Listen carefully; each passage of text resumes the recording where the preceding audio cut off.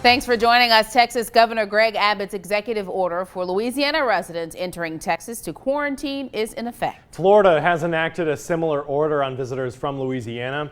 Three's on the street tonight. Chris Welty is at the Texas Welcome Center. And Chris, will a checkpoint be set up?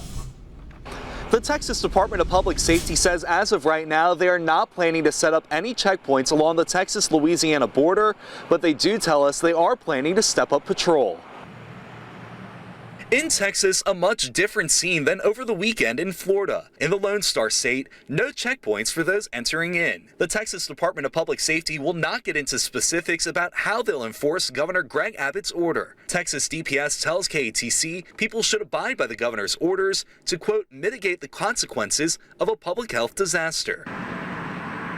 Just up the interstate in Orange, Texas, we met Tim Miller from Starks, Louisiana. He works in Port Arthur, Texas, and is worried about traveling back and forth. We were told that at noon today they were going to start checking and pulling people through and checking IDs and mandatory 14-day quarantine once you get into Texas. Signs like this one are flashing along the interstate here in Texas, reminding Louisiana drivers if they're here for personal business, they must self-quarantine for 14 days.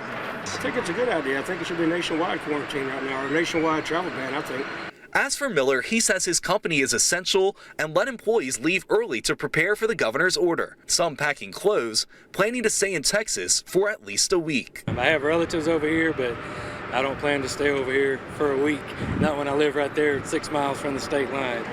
Governor Abbott's orders does not apply to travel related to commercial activity, military services, or healthcare-related services, just to name a few. But Texas DPS says if you are caught violating the governor's orders, you could face criminal penalties, including jail time or fines. Three's on the street in Texas. Chris Welty, KATC TV3.